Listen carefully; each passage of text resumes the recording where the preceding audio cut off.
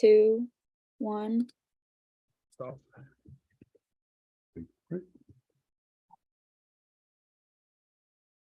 Good evening. Time is now 6:30 p.m. I'm Chairman Tinto. I'm calling our Select Board Business Meeting to order this 8th day of February 2023.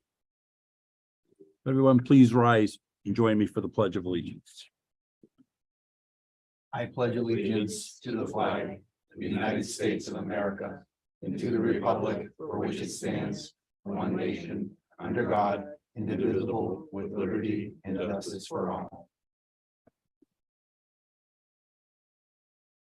Thank you for that. I will state for the record, not only are we being live streamed on CCTV cable channel 8 and our YouTube web platform, but this evening's recording will also be available for later viewing on our YouTube channel. We have the entire select board here tonight, as well as the town administrator's office staff. And we have a few folks joining us in the audience here. As always, our agenda for the evening has been set no later than 48 hours out by law. It is publicly available at our official source for town information, templetonma.gov.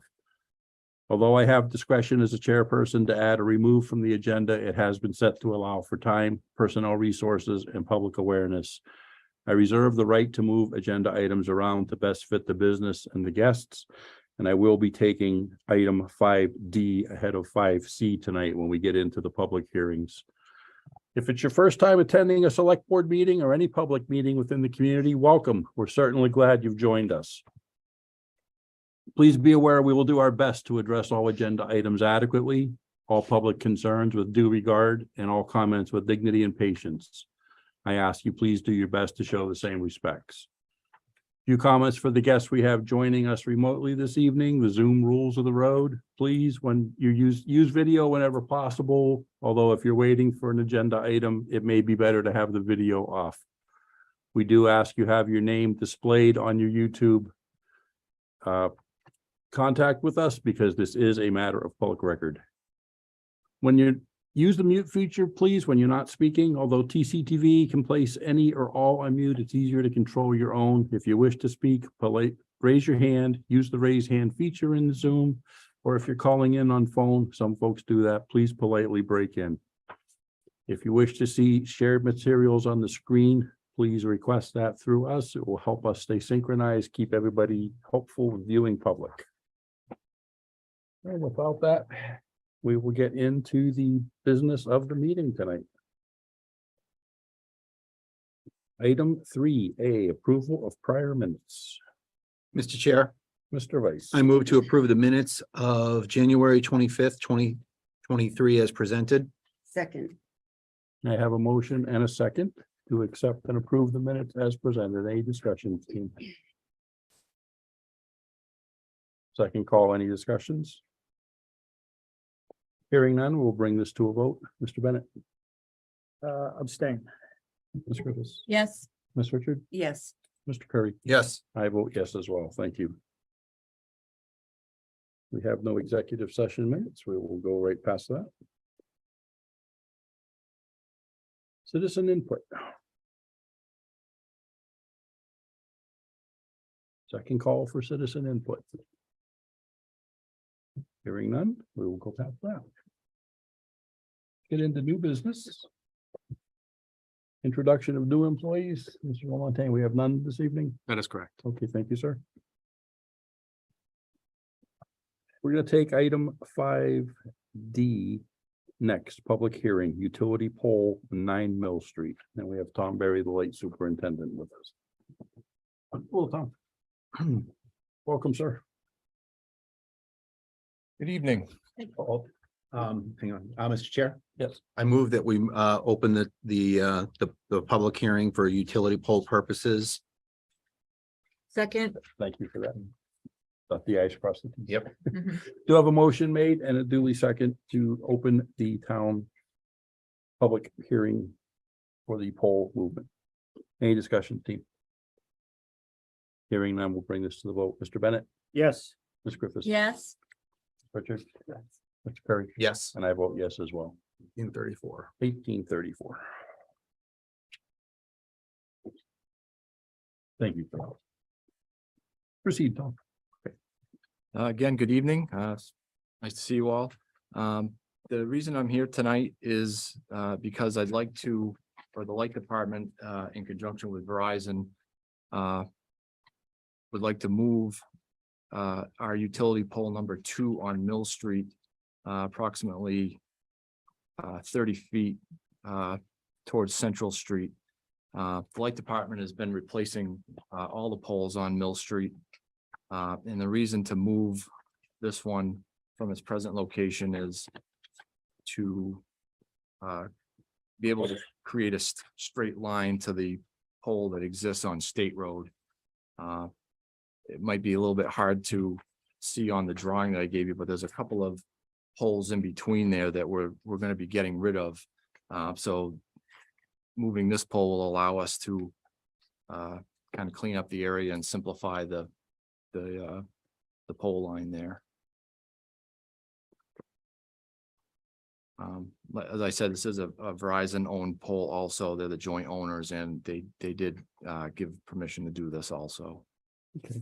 And I do see we sent out the required notice to abutters. Was there any feedback or commentary back from any of the abutters?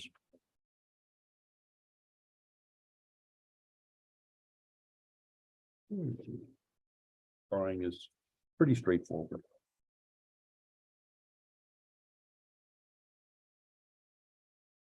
Mr. Chairman, I Ms. move Richards. to approve the relocation of the utility pole on Mill Street as presented. We have to do that after the hearing. Oh, Yep, sorry, after, that's Yep. right. Yep. My So bad, I should just- know that, I'm senior. It's okay. That's okay. Any discussion?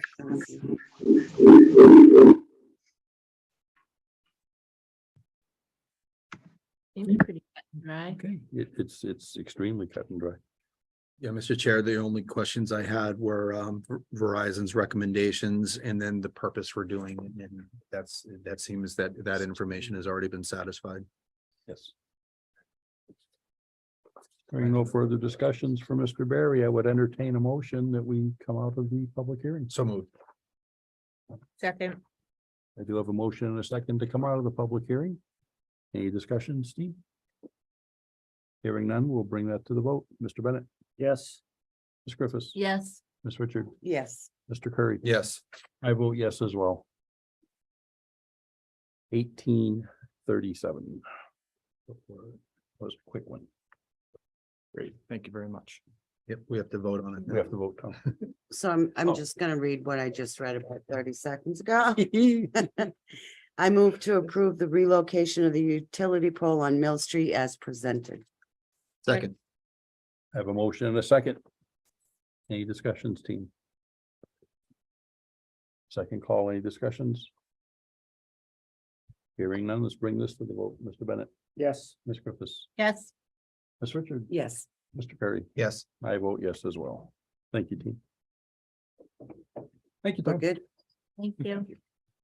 Kudos to your team for keeping our lights on over the weekend storm that we had with all the temperatures and the winds. Yeah, Thank you. fantastic around Thanks for town. the help, and we had some problems, but. Yeah. Paying attention I to the slept MEMA website, once again, we were the donut hole. Everything was looking clean and green, and all the towns around us were having challenges, so. I always sing the praises to our power and light department. Thank you very much. Moving on, a second public hearing, the Yes. F, Mr. Chair, I would move that we would open the public hearing on fiscal year 22-23 Community Development Block Grant application. Second, have a motion and a second that we enter the public hearing on the Community Development Block Grant application. Any discussions, team? Hearing none, we'll bring that to the vote. Mr. Bennett, Yes. Ms. Griffiths. yes, Ms. Richard, Yes, Mr. Curry. Yes. I vote yes as well. We are in the public hearing at 6:39.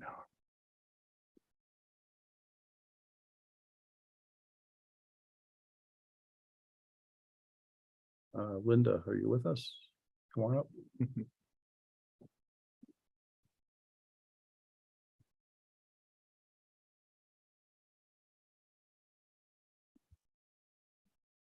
Good evening. Good Good evening. evening. The way these work in a public hearing, it's like you're the plaintiff bringing something forward. We're the judge hearing it. You do your presentation. And then if there's any discussions, abutters, arguments, we hear those as well. Okay. Then we deliberate if necessary. We close the meeting and then we take the final vote. Okay. Just procedurally, so you Okay. understand what we're up Alright, against. okay. A little bit different than a normal day-to-day business meeting. So I'm here to talk about the town's application to the Community Development Block Grant Program for the FY 22-23 grant cycle. The application's due on March 3rd. And having a public hearing is a requirement of this grant program. And so we're doing it tonight to get input from citizens on the grant application and what's included in it. The application is for improvements to School Street, Cottage Street, and Vernon Street, calling that the School Street neighborhood for simplicity's sake. It came out of the town's interest in making improvements to School Street in partnering with the development of the Baldwinville apartment complex that's ongoing. Quickly looked at Cottage Street and said, they're connected. We should look at Cottage Street. And they realized that there was, at least on paper, a connection between Cottage and Vernon as far as a paper street that has never been built, but they're parallel to each other, share backyards. And because this is a one-time opportunity, the state is offering to apply for a high amount of money, 1.35 million. Thought it made it sense to try to maximize that, come up with an application that would take advantage of all that money by looking at all three streets. The town contracted with Ty and Bond in December as engineers to provide us with some detailed plans of what they recommend for improvements. And they've been working very intensely over the last 6 months to get us to where we are tonight. We had a meeting in January 28th on a Saturday morning with residents, Cottage, Vernon, and School Street. They had opportunity to come and walk their streets with the engineers and relay any concerns they had, either about what the town was thinking of doing and things that they knew about their property that the engineers should be aware of. And so we've taken that input into consideration with the plans that we're coming with you tonight. Our project engineer from Ty and Bond, I believe, is going to be available Zoom. Yeah, I've been on the wrong side of this. Hear that? Alex is here. So he's going to be actually walk you through the details of what's being proposed for improvements for these three streets. Sorry, did you get the name? Alex Bouthelet. Yes, thank you, Linda. Can everybody hear me okay? Alex, did we say that correctly, sir? You actually did. I'm very impressed. Yeah,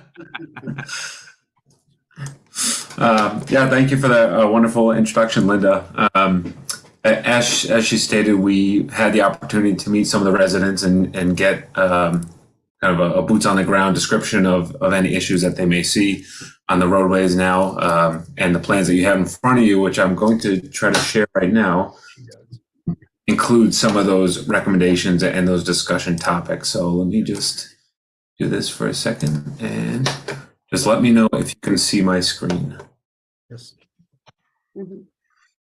All right, perfect. Thank you. Yeah, thank you. So I guess just to take a quick step back, just for anyone who's not familiar with this exact area, and as Linda said, we're referring to it as the School Street neighborhood for simplicity, but the three streets that we are planning to apply for the CDBG grant for are right off of Route 202, Maple Street. School Street located here, Cottage Street is here, and Vernon is here. So they're all kind of clustered together. And as Linda indicated, there is a little bit of a paper street connection between Vernon and Cottage, meaning there's no roadway there. However, in terms of right of way, they are connected. So now let me zip over to this. So to start off, just as a whole project overview, we're looking at roughly 2,300 linear feet of roadway reconstruction project here. each street being roughly around 600 to 700 feet long. The roadway reconstruction would include replacement of hot mix asphalt berm and improving the sidewalk conditions out there. And then also it includes pedestrian curb ramps, which would be cement concrete and have the detectable warning panels for all the crosswalks within the project area. Additionally, we have some drainage improvements. The most significant are occurring on School Street with essentially a new system, a closed drainage line, which includes the catch basins and manholes and piping. For Cottage and Vernon, it's more of a roadway surface adjustment to try to improve the drainage that's out there now. Vernon Street has several structures, so we'll try to improve the drainage to those existing structures without having to rebuild an entirely new system. And Cottage has a couple challenges there, but I think that we're going to be able to make that work with a few new structures and again with some grading improvements. Also, the other large component of this is water main installation on Vernon Street. Currently, there's a 6-inch line out there now with some complaints about water pressure. So the idea there is to bring that up into compliance and have a full 8-inch water main over and on Vernon and actually add one extra hydrant there for flushing purposes for the water department and then also for firefighting purposes as well. So if I can just zoom in here really quick. This is the beginning of School Street where it intersects with Cottage Street. If you're familiar with this location, the Baldwinville Elementary School used to be located here. This is the old site. And from what I understand, there was a new elementary school that was built elsewhere in town. So this is the top of the hill on School Street where it meets Cottage. We're planning to actually convert this from a one-way, which from my understanding was essentially for the ease of school traffic. And we're actually converting it back to a two-way roadway. That includes two 11-foot travel lanes and 1-foot shoulders. And again, like I had described, you have the HMA berm that's going in, pedestrian curb ramps, and HMA sidewalks that are tying into this development over here at the Baldwin Elementary School site. There's also some existing parking stalls that are going to be reconfigured slightly, but will be retained. And the drainage structures, like I had mentioned earlier. This is not as helpful, but this is kind of the roadway profile where we're anticipating really keeping the same roadway profile in terms of elevations, but just again, improving just the roadway surface, giving you a much smoother ride and a more uniform roadway cross section. This is the tie-in location down at the bottom of the hill at Maple Street, which is Route 202 in School Street. So similar to the upper portion of School Street, it's drainage improvements and two-way conversion. One thing to note is that kind of a benefit to applying for this grant application is that the town is already planning to install a new water main up School Street. So the goal would be to install that water main first and then come through and then have a brand new surface going in on School Street. And we'll zip over to Cottage Street really quick. We have Baldwinville Road to the west, and there's the intersection with School Street on the right side of the screen here. Cottage Street, we're planning to replace the existing sidewalk that's somewhat deformed and has some damaged pavement there and replace that in kind with hot mix asphalt sidewalk and also hot mix asphalt curbing. We have some crosswalks going in there, tying into all of the driveways. And from what we understand, there's some drainage concerns out there. So again, the idea here is to clean that up and make sure that all the roadway surface drainage is flowing to the correct locations. Continuing down the street, again, we don't have any utility improvements here in terms of water or sewer. However, we are anticipating some drainage improvements down at the end of the street, in addition to regrading the entire roadway. And lastly, here we have Vernon Street, which is the dead end that connects as a paper street to Cottage. And here you see a familiar intersection with Baldwinville Road. Here we are proposing to install a new 8-inch water main to replace the existing 6-inch. Again, that was for fire flow purposes and also just general water pressure on that street. mild drainage improvements here. There are existing structures out there that we plan to reuse. And like I said, likely lower the roadway grade slightly and also try to shed the water in the direction of the existing catch basins. And similar story down at the end here, you have a dead end roadway. We have some erosion control barriers that will go up temporarily during construction because we are fairly close to the Otter River. We're technically outside the 200-foot riverfront area. However, we still want to make sure that not any sediment or any floatables or trash or debris are floating down this hill and heading towards the river. So we will have erosion control barriers there, which should stop the sediment from flowing. And just overall, as an entire project, essentially what you'll be seeing at the end is a brand new roadway surface in all cases, new pavement markings. Everything will be ADA compliant in terms of crosswalks and the pedestrian curb ramps. And it'll just really liven up the area and kind of give it a whole new facelift and feel.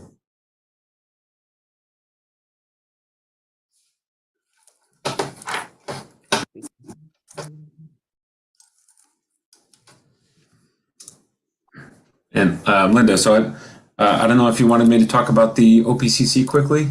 No discussion there. Yes. Thank you. Yes. Okay. And let me move on quickly over to our opinion of probable construction cost. I apologize for all the text here, but I'll try to make sense of it if you can see that, hopefully. So this opinion of probable construction cost follows our typical guidelines of projecting out to the future as best we can. We're trying to take current day data or the unit prices of all these items. Everything that you saw on the plans are captured in this opinion of probable construction cost, be it from excavation to the HMA curbing, any sort of fill material, catch basins, pavement markings, all of that is captured in here. So I won't go through every item. However, to touch on the point that Linda brought up earlier, the town of Templeton was eligible for $1.35 million for the CDBG grant. Currently, the base bid, which is everything that you saw above this line here, up to roughly 1.3037 million, and we're including a 15% contingency on that dollar value. Again, that accounts for any items that might come up between now and the final design of the project, or inflation, or inflation, should I say. Additionally, on the line item, we included our services, our being tie and bond. We would hope to, once the CDBG grant is awarded, that's the goal, we would then progress the design to 100% design documents, and then we would go through the public bidding and construction phase. And then also we would provide part-time construction observation services for the work being done in this neighborhood. All in all, this total, including our services, would be 1.289 million. And that is a number that's generated off of that 1.35. One other critical thing to note here, in our discussions with trying to develop the cost estimate for this project, we spoke with Adam at the town, and we spoke with John Driscoll of the water department. They're willing to help out in terms of the funding of this portion. So the base bid includes the installation of the water main.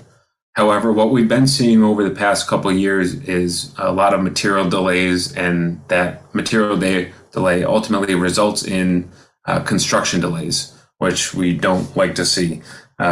So the goal here would be to actually procure the water main materials for Vernon Street ahead of the actual construction contract.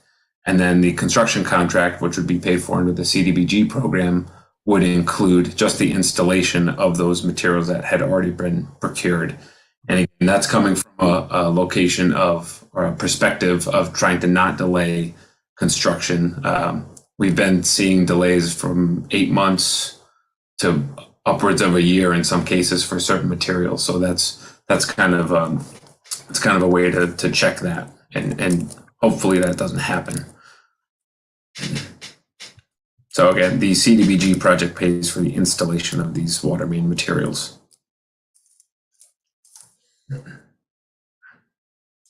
How was that, Linda? Did I describe everything there with the OPCC okay?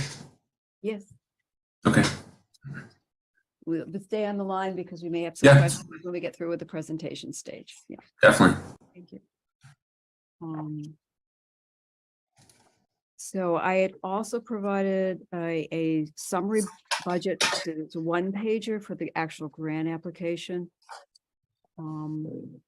That demonstrates how we're getting from the 1.289625 that Alex was just describing, which is the cost of actually doing the construction, how we get to a $1.35 million ask.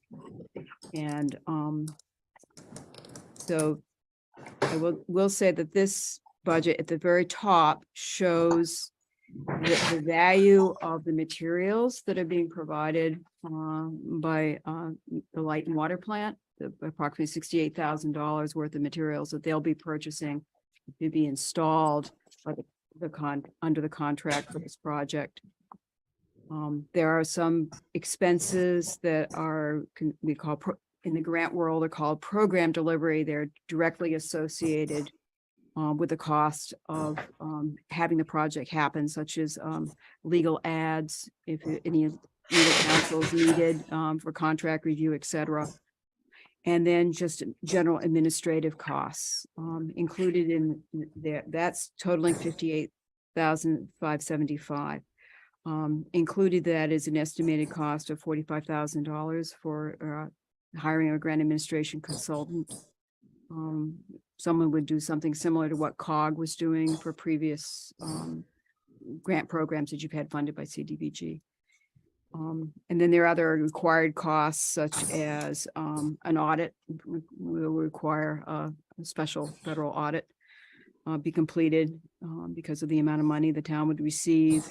I've noted in their application prep that's a reimbursable cost. So you did approve a contract with my firm a couple weeks ago. And so if the grant is successful, those costs would be reimbursed back to the town through this grant. So this is a summary of how we get to the $1.35 million that I'm recommending that the town request.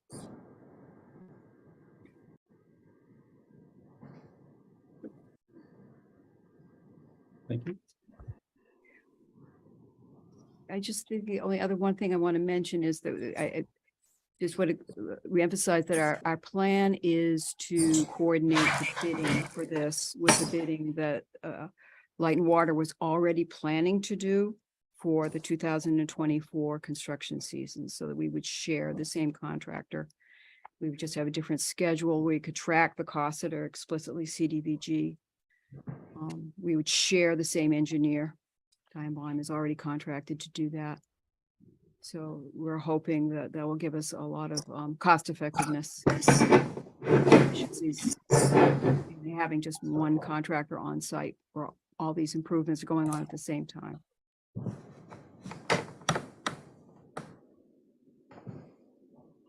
One of those times when consolidating the effort works to our benefit. We hope so.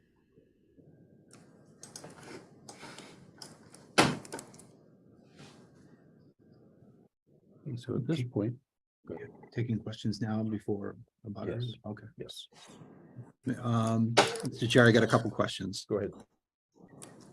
Hi, Linda. What is the integration of water and sewer been thus far? Like how much coordination has been done? Have they seen this? Yes, water has been, yes. Alex has been working with both those departments. And I think we touched base with sewer in the very beginning phase of the project. And they indicated that there were no particular upgrades that they needed for the streets we were looking at. And we factored in some small costs for new cupboards and stuff like that. Okay. So that, but we have that information from. Okay, them. so no change to existing sewer other Right. than some, And yeah, replacing I covers, understand what you're covers, saying. frames Yeah, and some, covers, I believe. cosmetic stuff as you're preparing it. So to go into that, what percentage, so with what's being presented in the public hearing right now, what, so we've got this. What has been, how did this come to us? Who funded at least this percentage study? So that was, maybe Adam will give you better numbers on it. So if I can, what got us to this point, you probably remember, we went to the advisory committee, Mhm. and I want to thank them for providing $20,000 Okay. towards this engineering. We also had CDBG miscellaneous that we could use, and then also the water department gave a commitment of $27,000 towards this design as well. I think that pretty much covers. I believe those are 3 funding sources, I remember. Okay, thank you. And kind of two questions, timeline and integration with the MPV housing project. How does this integrate with the housing project? Sometimes we talk about, repaving a road only to dig it up later to put sewer or, to do a sewer change or otherwise. How does this integrate into the Baldwinville school housing project? I can address the fact that I know that there was the interest. I understand that the idea of having a wider street with the 2 sidewalks on each side, improved drainage, is something that was discussed in terms of the whole comprehensive permitting question. And I believe there's been I understand some coordination as far as the water improvements that were already been planned by Light and Water are integrated into what will be necessary to support the development. Is that correct, Adam? Well, and I want to mention here too, the water main for School Street is separate from the CDBG application. We coordinated with the developers of the Baldwinville School project, and they are absolutely thrilled that we're going forward with the CDBG grant. Great. So if that pretty much covers your question, but remember the water main for School Street is separate from the CDBG grant. I'm talking about not the water main. I'm talking about the entire, so The project. Yeah, How close so together Cottage- are they? Cottage, School are main avenues of approach to get to the Well, I get school. what you're saying. So we'll find out more if the developers, if they get their funding through DHCD, we'll coordinate with them. Yeah, I just want to make sure that it is, or my question or concern would be to make sure that these 2 projects don't hit each other in the face, that they're coordinated together so that we're not making School Street and Vernon Street beautiful only to have MPZ's construction project come in and ruin it all.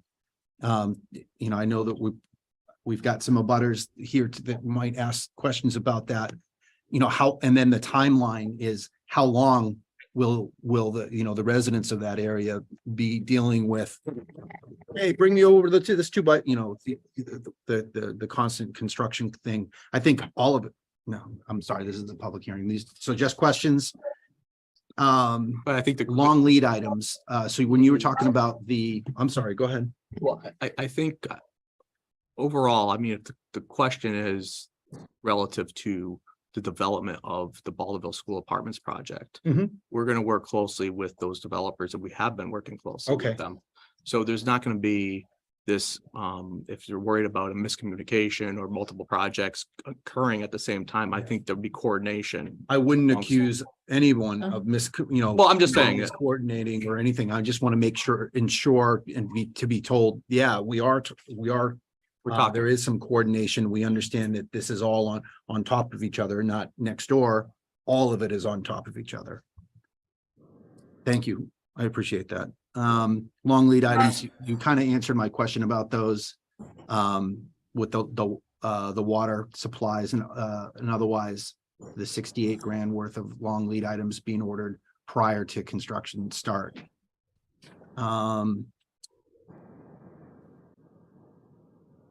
In the overview of the budget for the program delivery expenses, legal and otherwise, is that aside from the towns, or those are encapsulated just by legal provided for this project, or would that be using the town's legal services? It could be either way. I mean, I work with some communities where they have counsel on hand, and when they're asked to review a CDBG contract, that invoice can be paid from CDBG. They don't have to go out and hire a separate counsel. And it looks like it's low amount. It looks like permitting and otherwise. I just wanted to make sure that that we were looking at it from it's the middle part. So it's Yeah. legal, advertising, repro. For all of those services, they're taken care of by whatever contract is signed. It's not in-kind services provided by the town. And that, like we do transfers. I just wanted to make sure that those were inclusive of the contract. Of a proposed contract. The proposed contract with So I can find, I can find your company's costs. I can see the construction costs, engineering services and everything. I just wanted to understand that some of the advertising and legal, even though they're program delivery expenses, that they're contained within the effort, not billed to the town to say, hey, we need your town council to go do something, or you need to Right, advertise. we don't want to pay for the advertising. right. And so I Or think the that's legal. that's pretty common So in the it's not- CDBG world, that the expectation would, if we have to pay a portion of the legal advertising for the contractor, we will contribute to that from the CDBG budget. Okay, There would be, a pretty expensive legal ad for the contractor. thanks, Linda. Thanks for the questions. You were reading my mind on a couple. Oh, of good. those. Long lead, That's okay. and I have a deliberation question. I'm good. Thank you, Linda. Thank you, Adam.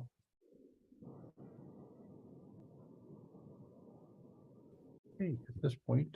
I had a- Hang on. I had some questions. I had one Hang on, question. hang on. Okay. Hang on. At this point, we can open this up to questions. I know we have some folks from the area here, the abutters, so it's their turn to speak as well. Don't be shy. I'll go to on Vernon Street. The questions we addressed in this page 28 that we want through, that's all not gonna be addressed. Entrance to the roof is an issue, it's narrow. If you're trying to pull in, coming off Bolivar Road, say heading north. You're gonna come into the other lane, if someone's coming the other way, you're not enough room. You wanna come out, wanna go in. And then the end of the road, we're narrowed down in front of the house. They want to put the fire hydrant. Is that gonna be all addressed? Yes, Mr. Bothway, please feel free to chime in here because this is more your area of expertise. We said these would be 2 11-foot travel lanes with the space to the sides. Yeah, so Vernon Street and Cottage Street, those are both 10-foot travel lanes. So the total lane or the total roadway width will be 20 feet on Cottage and Vernon. School Street was the exception, that was 11-foot travel lanes and 1-foot shoulder. And if I kind of had a hard time hearing, but from what I heard, there was a concern about vehicles turning in and out of Vernon from Baldwinville Road. Is that correct? Okay. The way it was described, it's kind of a choke point there. Yes. Yeah, and that actually came up at our neighborhood meeting on the 28th. So we are actively looking at some turning movements there and seeing how wide the radii of those curbs need to be to facilitate an easier turn. So we are actively looking at that, yes. And then I believe the other question had to do with at the end of the street, it seemed to narrow down as well. Is that correct? think it was a question about the hydrant placement. Well, the hydrant placements, garage is right up against it. Pretty much on town property. Oh, for the hydrant placement? For the new hydrant, where the hydrant was gonna be. And what, I'm not quite understanding what the concern is. I think he just keep her.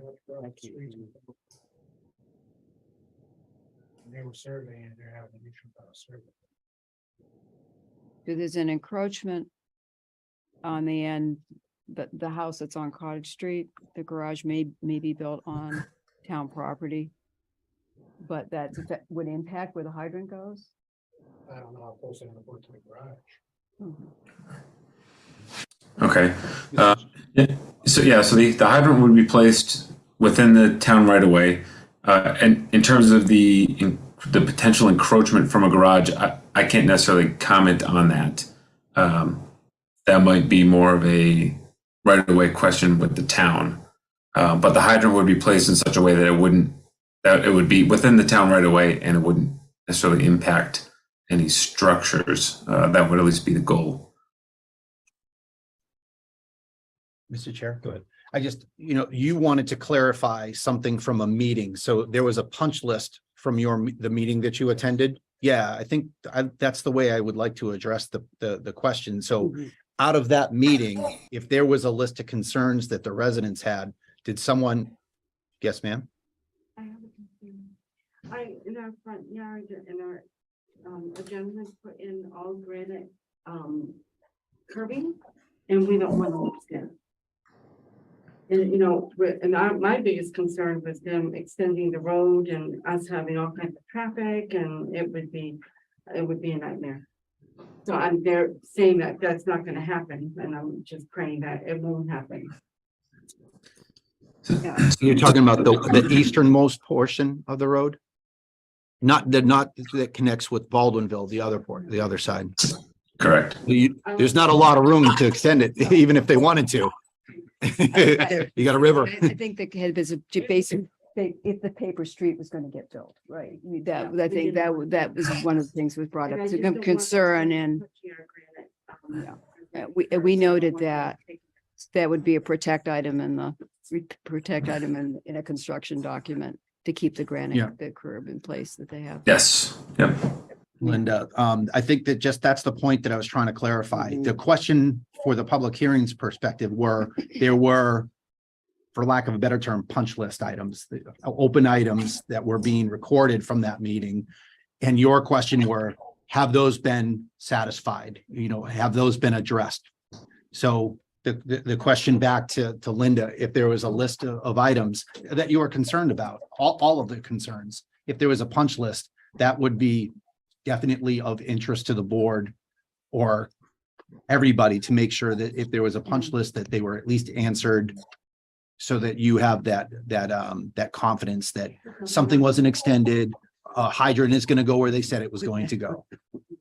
So I think I made minutes of the meeting, and all the items I think I heard, which we discussed. I think maybe wasn't clear that you were so concerned about the hydrant, because we can only put the hydrant on them, would go in the public right of way, where there is ample room on the behind that barn. Am I understanding that correctly? Yes. Yeah. They do the road, they do like that. Fine. Yeah. Because they're avoiding hitting the garage. They're just squeezing the road down. The road has been narrowed because of the garage. Alex, I think. Surveyors were surveying, and they're having issues with that border wall. Do you have that survey back yet, Alex? Yes, and we're integrating that into the plans for the final grant submission. So when we overlay our design on top of that finalized survey, then we can have a much better idea of if there is a potential encroachment there, and if anything needs to be done with the roadway. But yeah, the intent would be to essentially keep the roadway limits within the limits of the existing, and not necessarily widen out, or certainly not lengthen, and not connect to the other street. So again, the idea here is essentially limit to what is out there now in terms of width, maybe potentially a little bit wider, install a hydrant near the end, not connect to Cottage Street through that Paper Street route, and then also reset the existing granite curbing that's in front of that residence.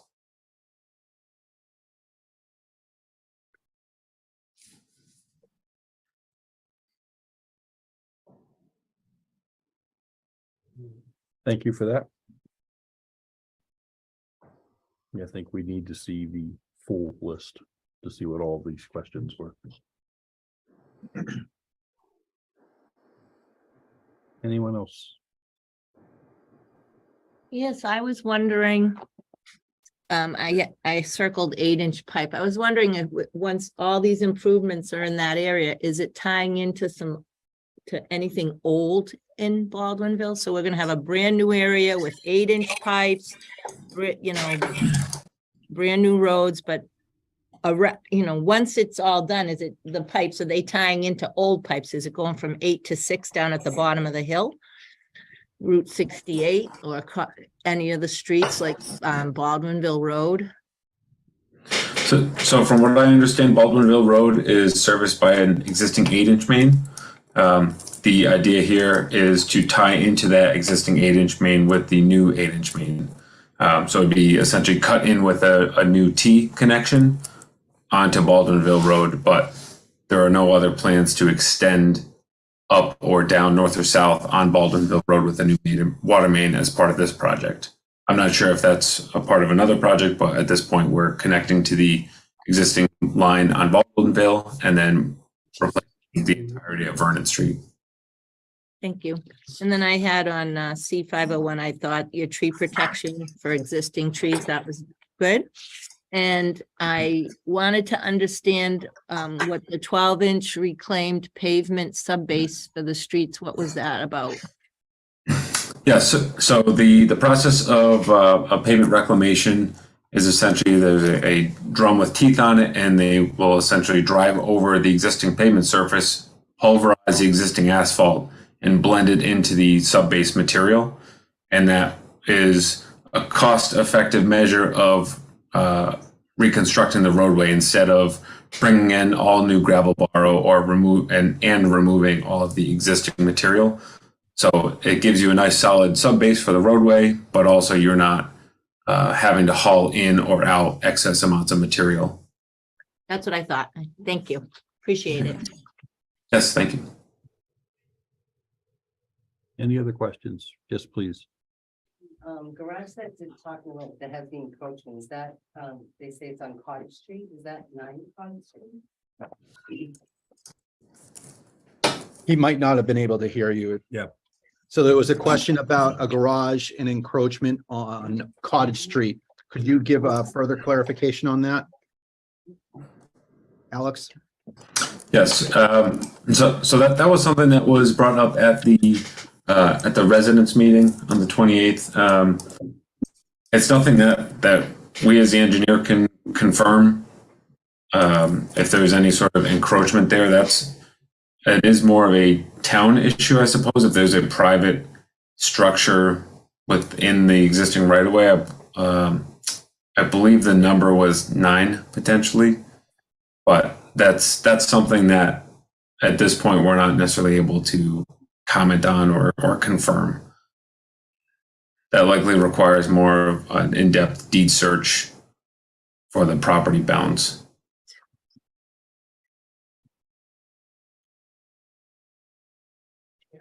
Go ahead. BTV is requesting that anyone that wants to comment, please come up to the microphone. They can't be heard. Okay.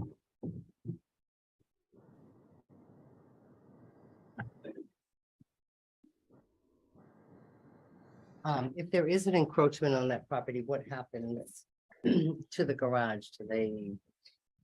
What happens? I truthfully don't have an answer to that at this very moment. I can research that the same as everyone else, but that would be some conversations we will have with our zoning board and our planning board. And I have not seen the entire list that came from that public walkthrough. So these are questions that are new to me as well. That's okay. That's why we have these public hearings. Right, so I have a redirect question. Go ahead. Is it your garage, ma'am? It's not, but I have interest in the property. Okay, what would your concern be if there was encroachment? As I understand it, if the garage isn't with the space of an easement, that there would be an issue with the construction? Do I have that right? Either ma'am or Alex? Well, I think the owner of the property needs to know that information, and what the town or this project plans to do. Where that's, if it's an encroachment, then the seller has rights to know what's going on. And he couldn't make it here at the meeting Okay. tonight due to medical reasons, but. Okay, thank you for that. Go ahead, Adam. So if I can, there was some concerns brought up. Primarily, a lot of the questions were pretty much some of the residents already brought up at the meeting. And then the garage question came up, and quite frankly, until we get the survey results and everything, more than likely, if it was on town property, it turns out it is. That would have to be reviewed by town council. There more than likely there'll be a notice sent to the property owner, and then we would take the appropriate steps from that point. We'll see if it is on town property, and if it's not, then we're fine. But if it is, then we'll address it in the appropriate manner. What's the number? 9. 9, okay. All right, so that is the second property up from Baldwinville.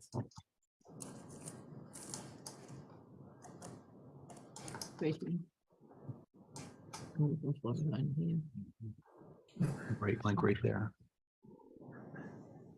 I believe it's at the end of Cottage. So it looks like number 9 Vernon is close to Baldwinville Road. Yeah, I looked at the wrong one, I'm sorry. Okay, yeah.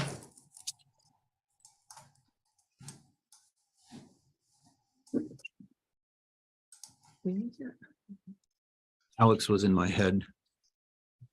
He knew exactly what I did wrong. 6. 9, there it is right there, okay. At the eastern end of Cottage. Yep, it's gotta be like right at the end here, okay. Yeah. It doesn't look problematic from my perspective, just like now. It is.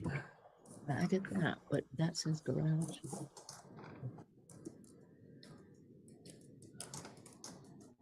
Didn't have anything else. Alex, could I ask the question of Alex? It does the location of the garage, is that impacting where you're where you recommending the hydrant be placed in your design? No, it's not. Okay. However, I will add that this is an aerial image that's being shown, layered on top of our preliminary survey.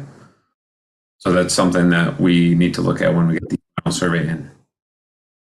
Great. Doesn't look good.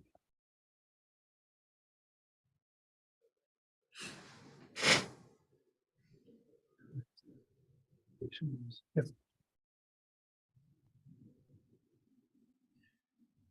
Any other discussions? Mr. Chair, just as reference to the concern about a private building being on town property, it's not as different as one might think. Comes to mind there was a sidewalk put in on the Hubbardston Road, and it was found, people came out, hey, what are you doing, my fence, my tree, this. They were actually on town property. I believe there was even a couple of buildings that were like a foot or 2 foot over on town property, and obviously they didn't make them tear the house down or anything. I think it's usually handled like on a case by case basis, how big, how much in the way it is. But it happens because the stuff was built before, there was formal building permit and all this stuff. And so the same thing happened with the sidewalk on Baldwinville Road.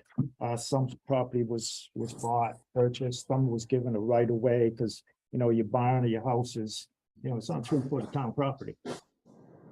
When they found that out, when they were surveying for the sidewalk and stuff, so it's generally like been handled historically in this town that I'm aware of, a case by case basis, and it all depends if what you want to do with the road.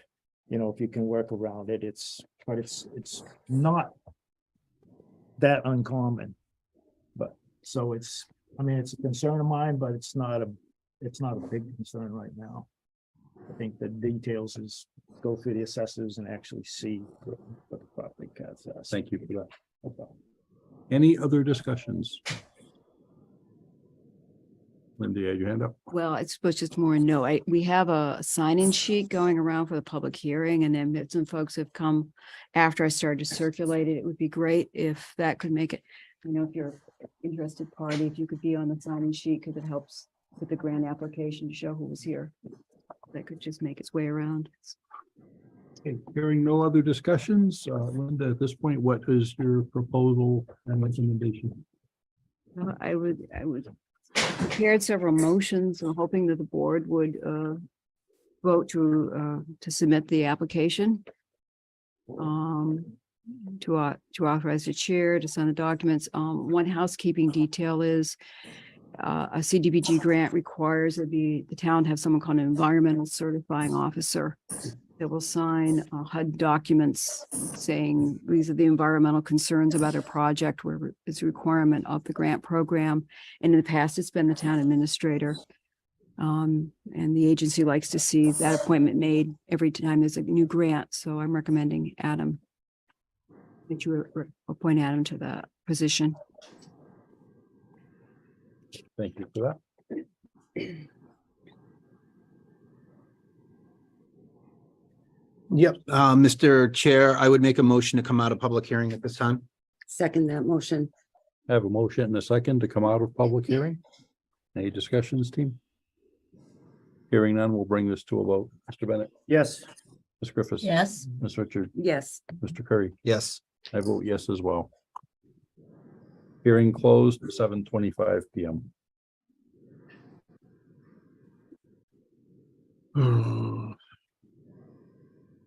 Mr. Chair, Mr. Vice. in order to open up some deliberation, I would move to submit the FY 22-23 Community Development Block Grant application for school street neighborhood improvements. And furthermore, I would move that the board authorize the chair to sign all related documents. Second that motion. Well read, Mike. Motion made and seconded to submit the application and to authorize chair to sign all related documents. Any discussions, team?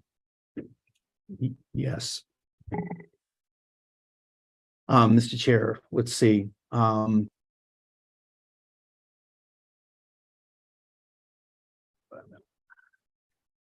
I would just want to for updates, you know, I know I made the motion for the chair to sign the related documents. As far as the project going through, I would like to have regular updates, especially if we're going to authorize, you know, I'm about to Google environmental certifying officer just for I understood what the intent was, but I would just like to have updates through that process. And I thank the town administrator for bringing us to this point and a lot of the coordination that has already occurred. And I think it's great. I just want to make sure it's coordinated for the folks that live in that area. Great things are going to happen. You know, we're going to work on this area. Linda's going to, you know, walk us through that process, and we're going to have housing in the area, which is one of the governor's priorities. I think we're doing a lot of great things. I just want to make sure that we're doing updates along the way. That's all I got. Thank you for that. Any other comments?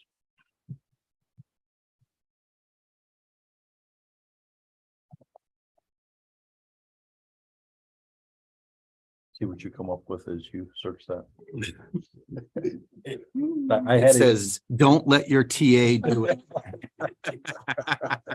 Second that. Some towns. That's my sense of humor. Lynn. The select board do it sometimes in some towns if someone would have preferred that. We would Just keep us definitely up have to date. upgrade. Yeah. Updates. I know that if we've we- got other environmental processes. I just wanted to see how it integrated with the community, you know, our community preservation, conservation, that Concom, that's what I meant. Yeah. So for instance, that he would certify that we're going to be doing those kind of permitting things. Yep. A summary, we provide that. I would agree with you that's some of the recommendations is that usually chief elected official or otherwise, but I would be comfortable with the TA doing it. We're not voting on that yet. Nope. Right. Nope, no. Any further discussions?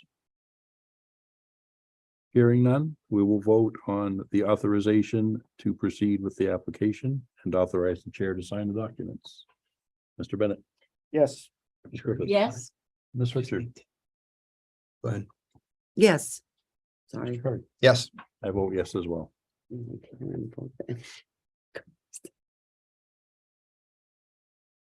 Excellent.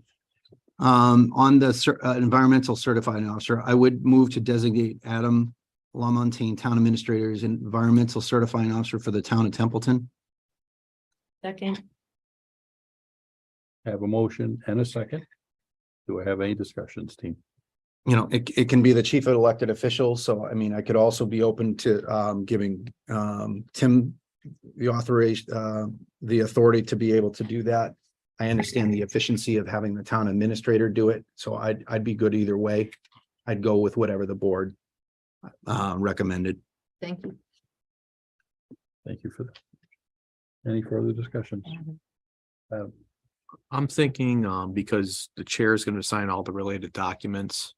And then having the chair also be the environmental certifying officer, I think it's good to have that separation. That's my thought process. Because the chair is going to be signing all the other documents, There's so. only going to be one document for him to sign for the application. So I'm just thinking maybe by having the chair on quite a few of those documents and having me on this document, it kind of creates a little bit of a separation, which I think is probably a good thing. That was Linda's suggestion, so.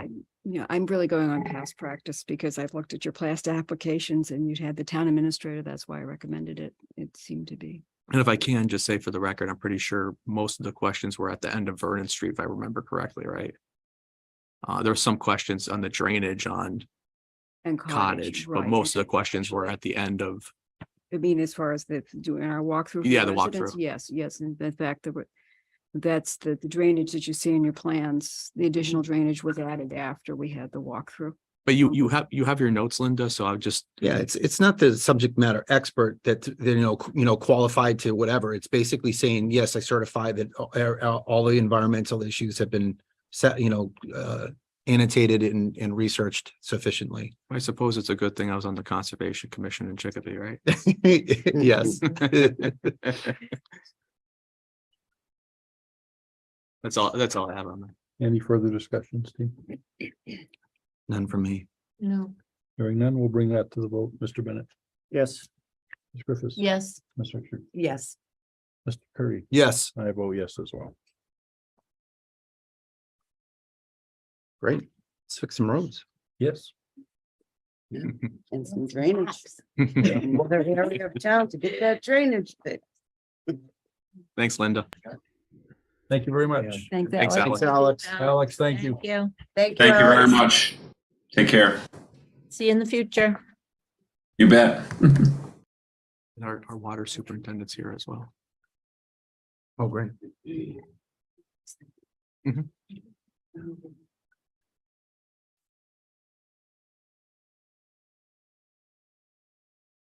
Next item up, 5E.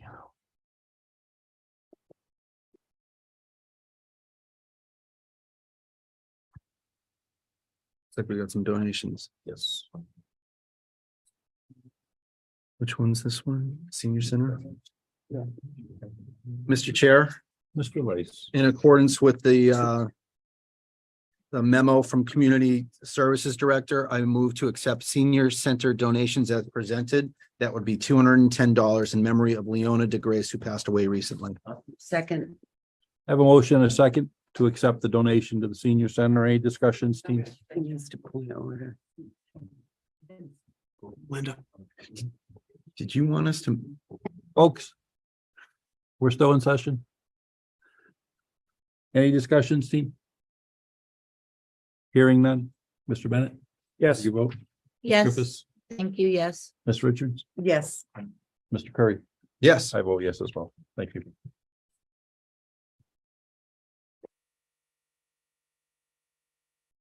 Up next, action item 5F, the donation to the fire department. Good evening, Chief Dickey.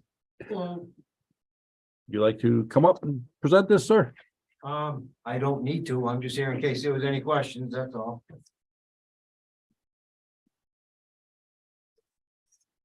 Mr. Chair, Mr. Rice. I move to accept the fire department donations as presented and noted in our email from the town fire department. The town fire department has received a donation in the amount of $4,766.60 from the Templeton Golden Age Club. That's fantastic. Second that motion. I have a motion and a second. I just say this is another great opportunity where we see the folks in the town supporting the town functions and what's going on. This is phenomenal. The outpouring of support has been great. Mr. Chair, Sir. is anyone here from the Templeton Golden Age Club? No, they were not coming tonight. Okay. Can I ask, who are they? I He's don't, here for questions. I've never heard, I knew that we had elders. Templeton Golden Age Club was a club that helped with seniors and everything back in the day. They have not been very active for many years. When they stopped by the station to make the donation, they really didn't get into a lot of detail with me on why not. But they are disbanding their club at this point in time. And that donation is what they had left in the bank, and they were looking for a good place to donate it to, and they chose us. Okay, did you know where did they have like a tax ID or anything? Did they need a receipt? Nope, they come in, they drop me off a check. Okay. Shook my hand, said thank you, and they out the door in a couple of minutes. Can we send them a thank you card? Do we have an I have address? their information, and as soon as the donation was accepted, because if it didn't get accepted, Yeah. I had to return the check. My plan is to send a thank you. That's fantastic. I kept that information. We can certainly sign something. Was there any Not a- desired like earmark for what to spend it on? They just wanted to make sure that it was given to the fire department? Yeah, they did not ask me for anything special to spend it on. I did have some ideas that I ran by them for some training and so forth that they were more than happy with, and that's the area we're gonna head towards. Very good. Sad to hear the demise of their club. Hopefully some of the members have gotten linked up with our folks over at the COA and the Senior Community Center, and we can keep the good things going. Amen. Any further discussions, team? Hearing none, I'll bring this to a vote. Mr. Bennett. Yes. Ms. Griffin. Yes, Ms. Richard. Yes. Mr. Perry. Yes. I vote yes as well. Thank you for that. congratulations, chief. Thank you.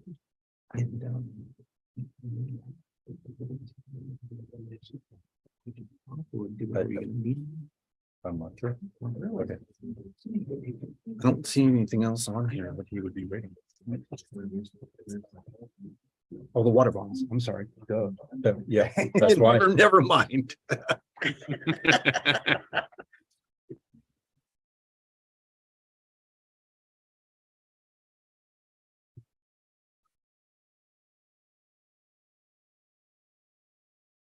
Make that recommendation.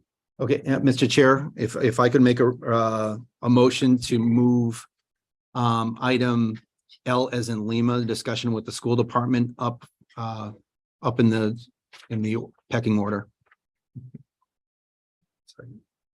Second. Yeah, motion a second, take item L out of turn.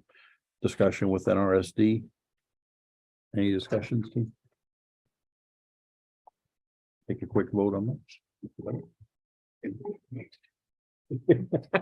When he said no. Yes. Ms. Griffin. That one Yes. was for me, Jeff. Ms. Richard. Yes. Mr. Curry. Yes. I vote yes as well. I should have said no to have it like just barely pass.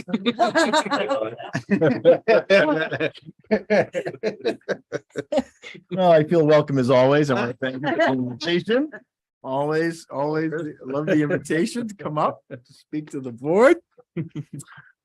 Adam, do you want, should I just hop into the subject that we spoke about, or do you have, I mean, I want to make sure I don't. I think that's probably the most appropriate. Yeah, because the board, we received this, we had a discussion, and Absolutely. based on that, I spoke with the chair, and this is more of just to provide Sure. information for them. So apologies for causing a bit of angst all of a sudden with our letters. I want to say, gosh, it was, well, 5 years ago, we were looking into replacing our bleachers. They should have been condemned, and we had to replace them. As the regional, we followed the same tact as we did for this proposed next project, but we took on the debt of approximately $400,000 to replace the bleachers. So if you haven't been back there in a while, they were made of wood at one point. The building inspector came out, and I'll never forget, said, "You don't want to fix these, do you?" Because they need to be condemned. And so, no, I said, "No, we'd like to replace them." He said, "Good," because you can't, So we did that. And so the district took on the debt. We sent letters to, of course, our 2 member towns, in essence saying we'd like to borrow money on our own and for this project. So as we come to the end of the payment of that project, ultimately what we'd like to do is, in essence, I'll say the same amount. We don't know because we don't have bids yet, but buy the windmill, and when the high school portion, which is what is now the high school portion of the middle high school, when that was being built, and they put up the wind turbine, a field was put in and a track in the back. If you're not familiar, there is a track and an athletic field that sits in the middle of that track. Unfortunately, very little, if quite honestly, if anything, was done to keep up the maintenance of the track and the area itself. What compounded the issue is that the playing field was designed to be a field to be used for varsity athletics. Unfortunately, the field was constructed with a pitch that is just, you'd have to stand on it to understand what I'm saying, but literally you cannot play any varsity games on the field. It is at such a pitch to the edges, and the drainage is actually, the drainage is actually standing above the ground. Okay. So we could never really use the field, and the track a couple of years ago was deemed unsafe by the MIAA, and we can no longer run any track meets on that track. Okay. So, right in the middle of COVID, we actually had a gentleman, a company come out and to survey everything and go, okay, what can we do here? What do you recommend? What would be the ballpark price to get an idea? The track is I'm sorry, I want to make sure I get this right. Years ago, It was that about 1.5 million. the base, the whole track. If you were to replace the track, it would take 1.5 million. It's right down to the base. Well, we're like, okay, what would it make, for the field? And that, we're not saying turf, but it was a more manageable 175 to, in that area. This was a couple of years ago. So we had to come up with a decision, because if you fix the track, although very cost prohibitive, you need to fix the field first, because you're certainly not going to put a brand new track in and then drive over it to fix the field. So regardless, either you're going to do the entire project all at once, which would be somewhere in probably north of $2.5 million, or you're going to do one thing at a time. Well, we are in desperate need of playing fields, quite frankly. We operate, 12 to 13 different sports between middle and high school. Gilman Wade is great, but we don't play any of we play soccer, both middle school and high school out there, but we need another field. And so this loan sunsets in approximately, not approximately, in 2025, which would be when we would then start to incur the cost of or start paying on the quote unquote new loan to fix the field. So what will happen is they're going to grade it down, level it, fix the drainage so that it's not standing above the ground. And so that way we can not overuse our one athletic field, which we play all of our football games, our varsity soccer games, field hockey, etc. Because it becomes hard. We've been actually lucky that it's been fairly dry, because when we have a real rainy season, it mucks the field up so bad that we have to almost re-sod it, etc. So what you received via mail was, in essence saying, look, this is our intention. And it, as the letter stated, if you were to, you have 60 days to have a town meeting to decide whether or not the district could borrow this money. So I apologize if it looked like it was some type of capital expense to either member town. We met with Phillipston last week to go over, what the plan is and why we're doing it. Some of the other parts of that is that, again, if you've been to that field, there's an entrance, right? Well, I'm going to call it a land bridge for the lack of a better word. It's a land bridge. And we're going to need to upgrade that a bit, because once you start having varsity games down there and people, that is probably not that it's going to, I don't want to give it's not going to cave in, folks, but what we don't have the proper, any type of, I'll call it rails, guardrails, etc. We're going to need to make that safe and more accessible. So that would come part of the bid process once we know that we can borrow the money. So I'll stop there because, I've said a lot. And if you have any questions, certainly answer between either Anne Marie and I, could certainly answer any questions about that process.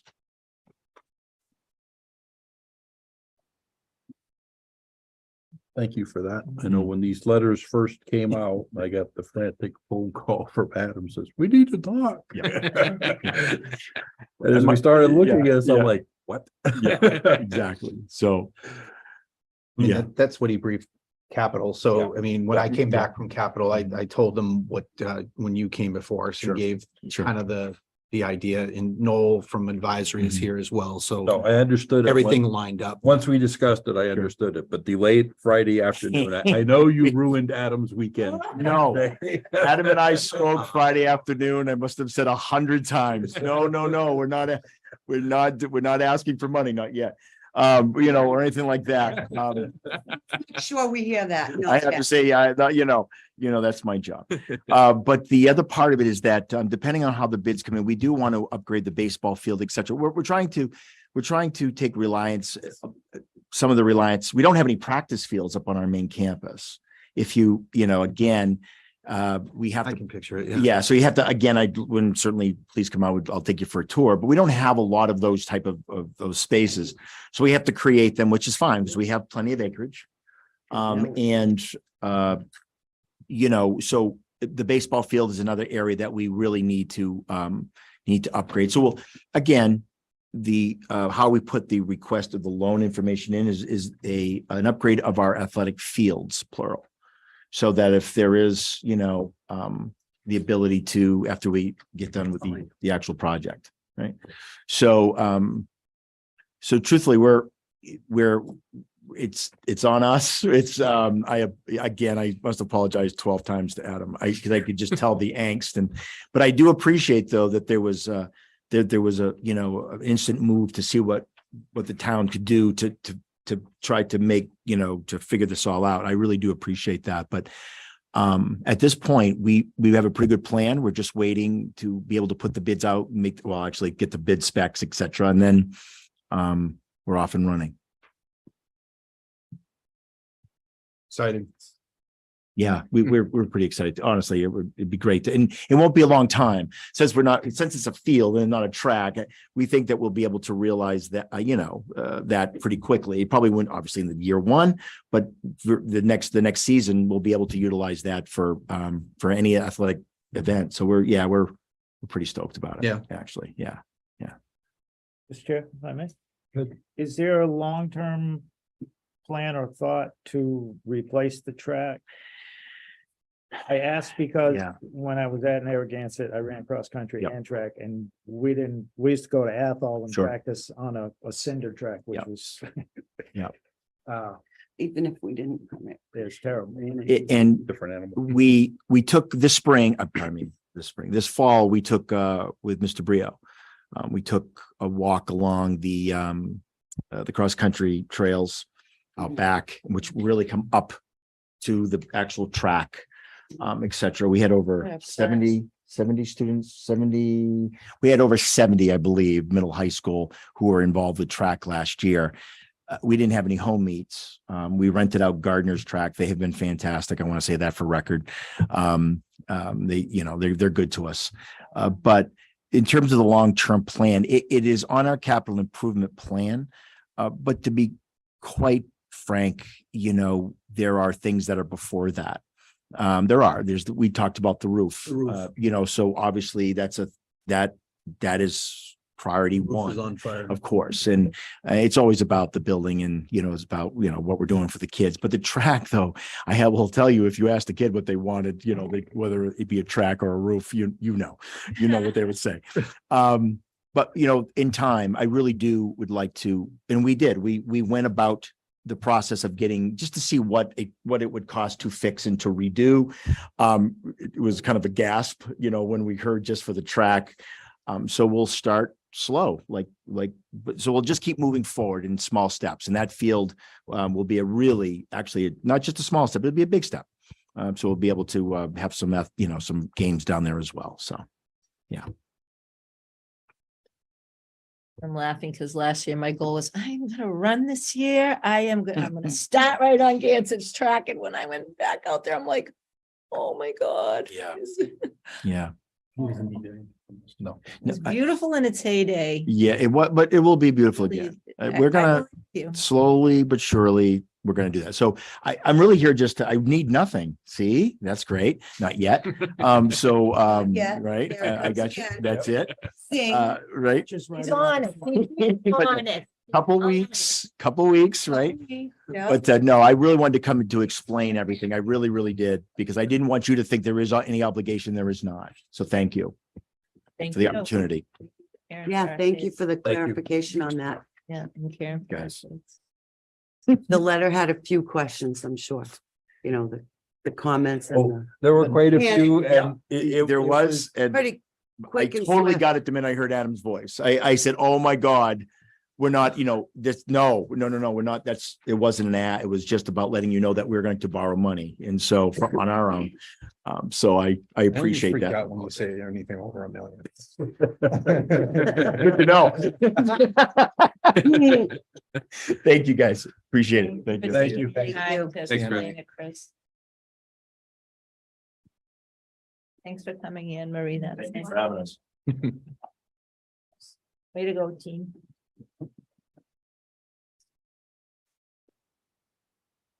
I'm gonna make any recommendations, moving any of these around. Mr. Chair, I would make a motion that we take items J and I out of order. And if we could move J and then I up for the next items. That's what I would make a motion for, Second. which item J is water and item I is advisory. Motion made and seconded to do some more schedule rearranging. Any discussions, team? Hearing none, let's bring this to a vote. Mr. Bennett, Yes. Ms. Griffiths, Yes. Ms. Richards. Yes, Mr. Perry, Yes. and I vote yes as well. Okay, so item J, the water bond.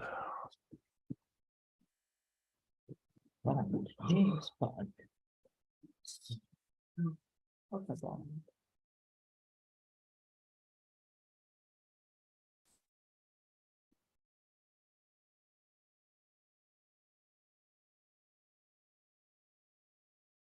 We have in our packet, general obligation, water main bond. And we do have the water department here. Like to come up to the front. Oh, it wasn't. I'll pick the. Oh, okay. Mr. Chair, members of the board, as you know, at the last town meeting, we had water debt authorization, and I was working with Mr. Driscoll and our new water superintendent's here as well.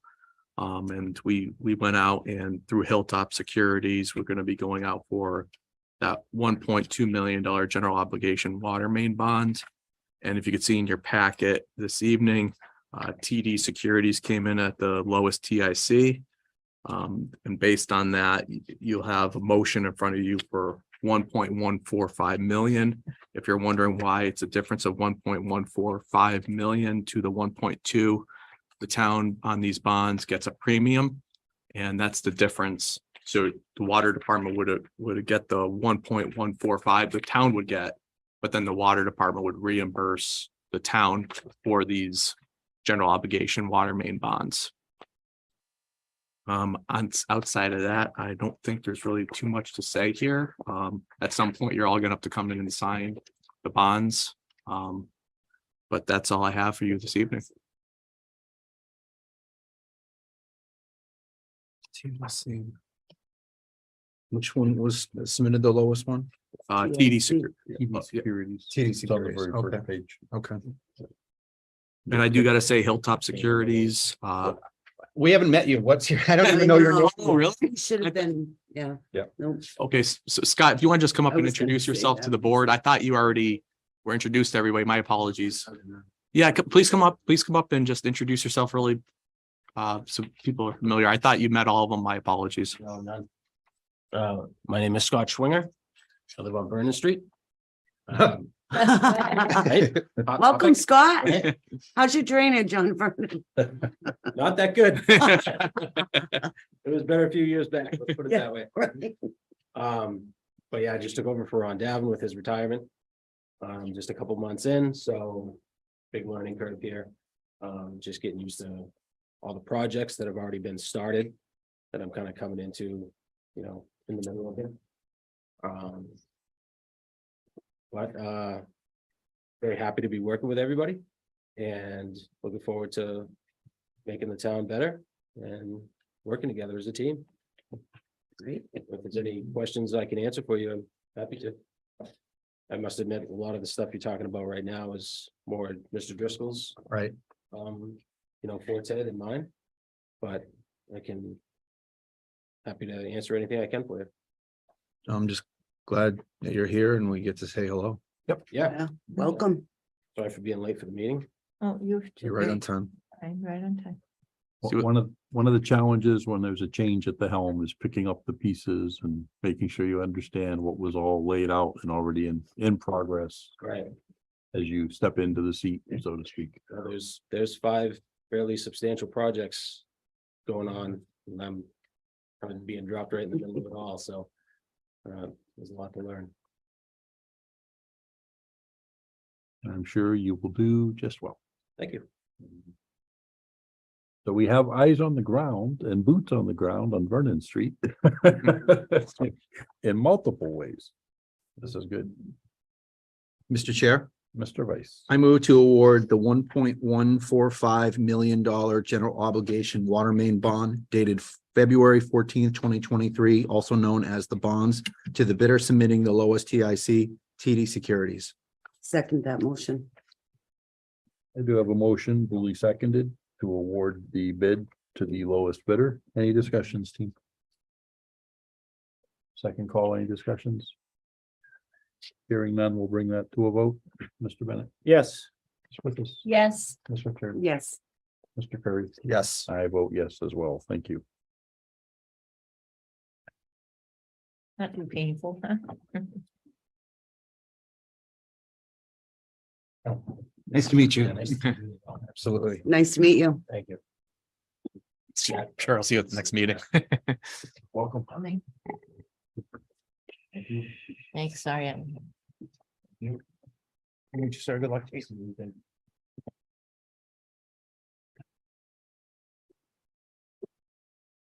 swap cards. Good job. Up next, fight item 5I.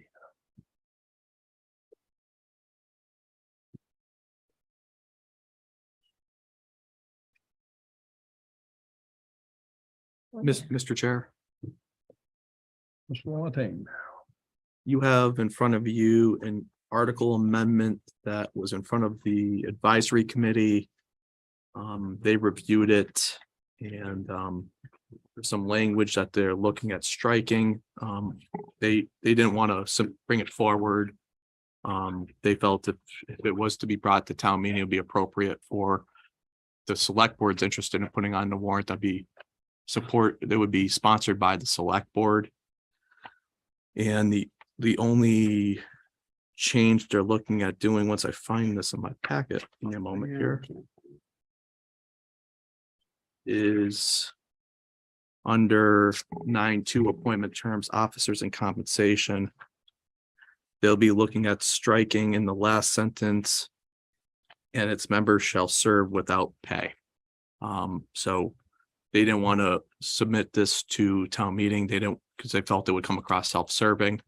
And if the select board would be supportive of putting this on the warrant, I think having this go in front of town meeting, have them make the decision, probably would be the most appropriate manner for this to proceed forward.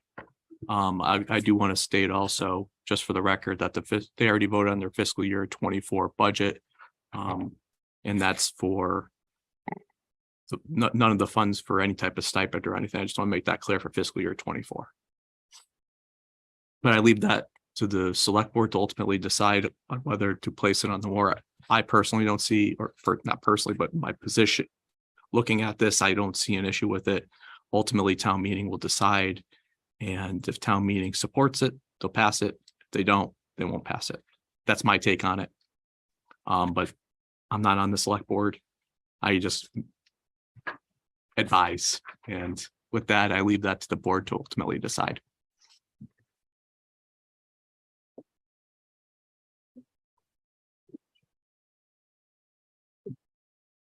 But you're not saying that you just said you advise, but you're not advising on you're not advising on this. You're basically the go-between between what the advisory committee is asking of us, but you're not making you're not advising on this. Well, I mean, I don't, one way or another, that's what you're saying to us. well, I don't have an issue putting it on the draft warrant is what I'm Yeah. saying. Procedurally, Correct. you're advising us, not actually on the substance of it. Yeah, I wanted to clarify. I knew what you're talking about, but I wanted to clarify so someone didn't say, hey, the town administrator thought it would be a great idea to start paying everyone. Oh, I got you. You see what I'm saying? Yeah. Good clarification there. Mr. Chair, I don't have any questions. I know Noel's here. Only question I have, are we looking to strike this entire highlighted last sentence? Or are we just looking specifically at words 9 through 15? I understand it, Mr. Chair, if I can. Go ahead. To be and its members shall serve without pay, just striking that portion of it. Okay. And Noel's shaking his head in agreement, so. So, if I may, Mr. Chair, Go ahead. my thing is advisory interested in striking shall serve without pay. So my thought is to pursue asking to be paid to serve on the advisory committee. Is that the, Yes. all right, And if I just may add, Yep. to it, I'm speaking for myself and not for the board, but No, you might not, yeah, because the public can't hear you.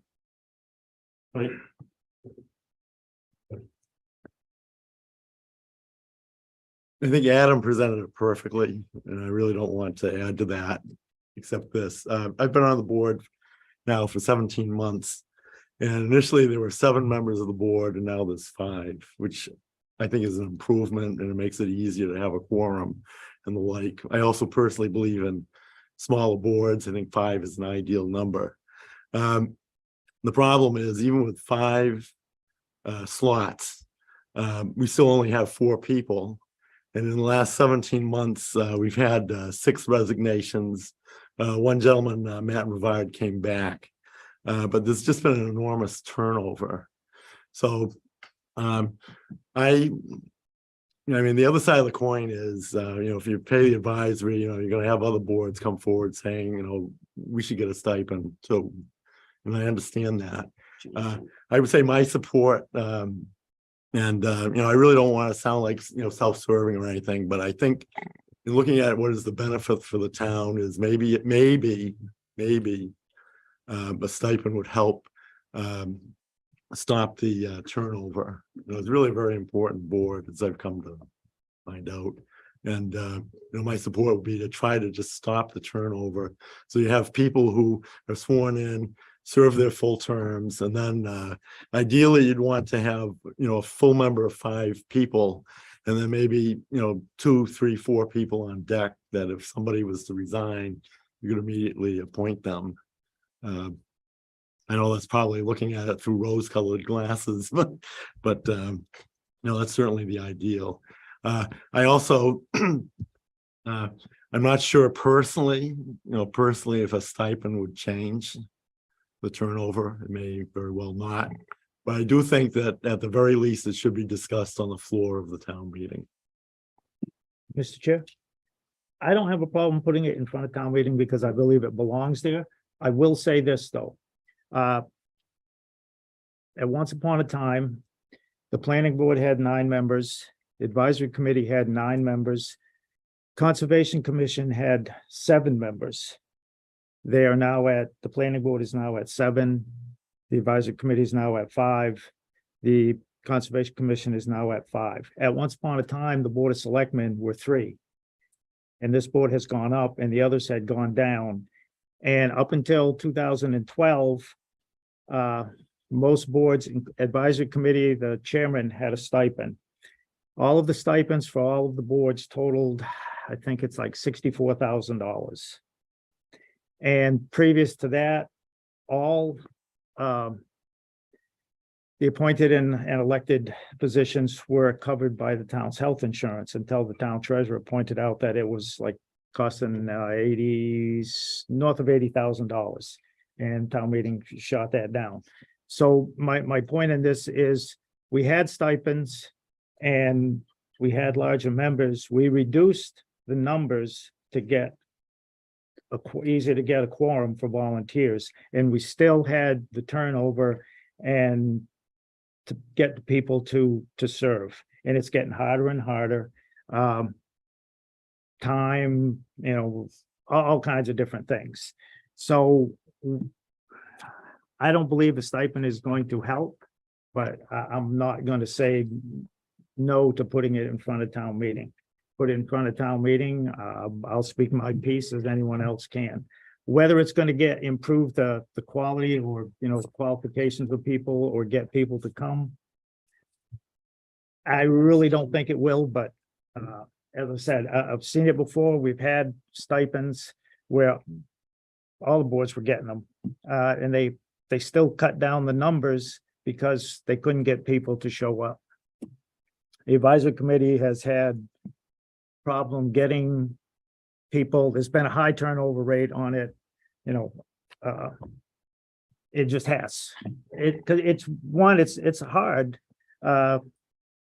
It's one of those committees, and they're all important, and it's hard to put the time in and make all the meetings and go to the things that you need to do to do the job effectively. And I like I said, I don't think the stipends, because they haven't in the past, but I'm not opposed to putting it because it belongs in front of town meeting.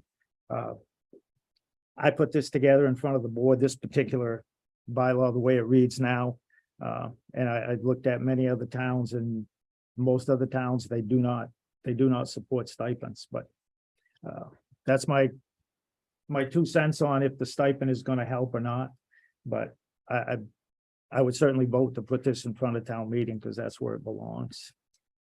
And that's what I would ask, is that I go in front of town meeting, and see what the town's. Basically a request anyway, yeah. Yep.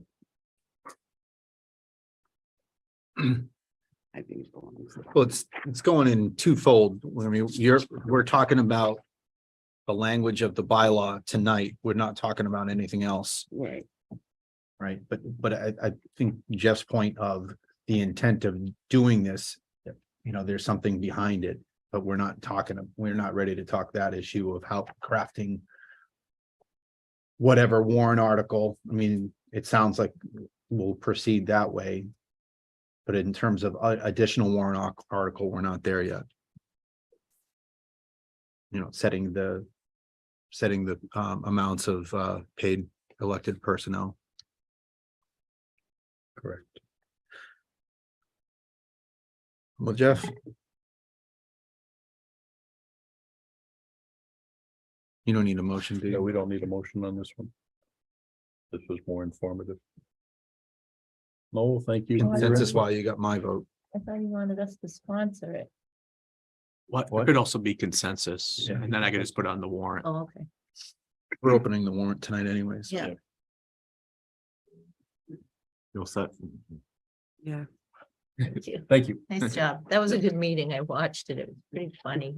Glad you're feeling, I'm glad you're feeling better too. I'm glad you're feeling better. Night, Okay, thank you. See you, Noel. Noel.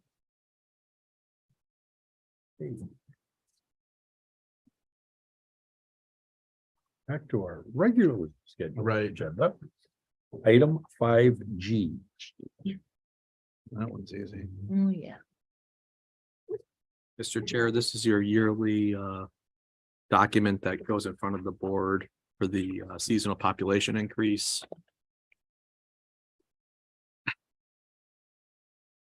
Mr. Chair. I move to approve the ABCC seasonal population increase estimation report as presented and for the board to sign. Second. A motion and a second. To accept the ABCC seasonal, try it again, ABCC seasonal population increase estimate as presented for the board to sign. Any discussion? Second call, any discussions? Hearing none, we'll bring that to a vote. Mr. Bennett, Yes. Ms. Griffiths, Yes. Ms. Richard, Yes. Mr. Perry. Yes. I vote yes as well. Thank you. 5H. Federal grant policy attachment to financial management.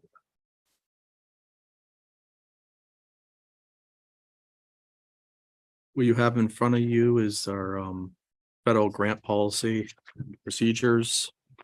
This is just something was out that we needed to take care of. We've been getting federal awards and it was on our to-do list. I want to thank Paul Gargano with Roselli. Helped get me the draft, and then also Sean Sahowski, the town manager, on some language to include in there as well. I think overall it's a pretty good draft. I sent it off to town council as well. The chair and I spoke about it.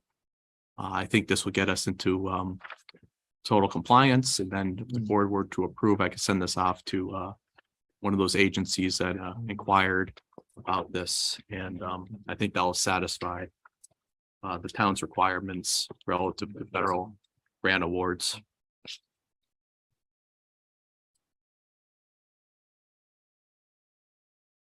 The chair, the only question I had, he's already, the TA has already answered. I just wanted to know where the draft came from and who worked on it. He's already answered that question. What was the Johnny Carson thing where he had the turban on? Oh, yeah. I was almost gonna set this one up by holding a envelope up and say compliance with our financial audit, and then have it do the presentation. But I don't think a lot of people would get that. Right, Logan? No. I know.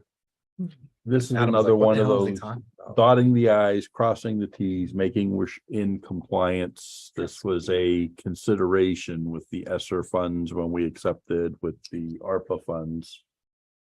And there are other loopholes and requirements that pin around the federal grants. So this is putting us one more step and leveraging our position in the correct position to keep us out of hot water. It's long overdue, and it's one of the many things on our list of goals and achievements that we're crossing off one by one. Slowly getting there. We're getting there. Detail, it's very good. Rome was not built in a day. Very true. It's a very detailed and lengthy document, but And only this- 3 small typos. these are the ones that you gotta be careful because they will catch you. I don't know why I see those. I don't know why. Well, you with accept that. respect to typos, just as far as like portion marking it, you know, to have it look like a town document, you know, to have it look like an attachment. So it's got all the town of Templeton markings as required or otherwise. That was my only my only nitpicky thing, like Terry with semantics. I just want to make sure it looks like a town document.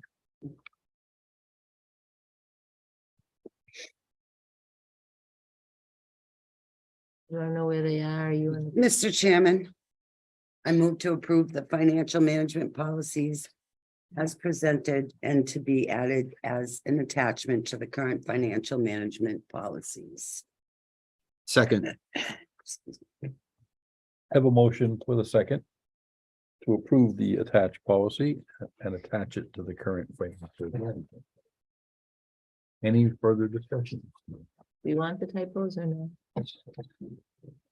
I think they know the typos, As amended, I as think. amended. as And then amended. just let me know and I could get Yeah, that. as amended would be. Okay, I resecond. Okay, amend, motion and second amended. Any further discussion? Hearing none, we'll bring this one to a vote. Mr. Bennett, Yes. Ms. Griffiths. yes, Ms. Richard, Yes, Mr. Curry. Yes. I vote yes as well. Thank you.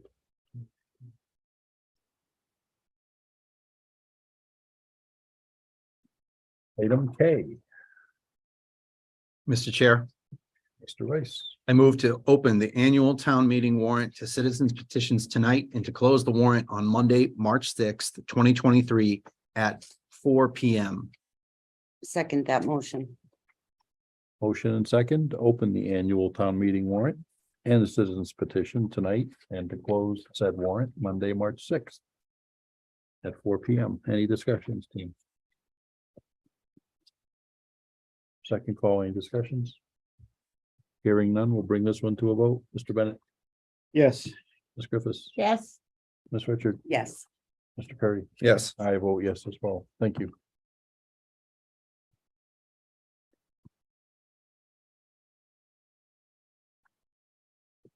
And that brings us to item M, the countdown calendar.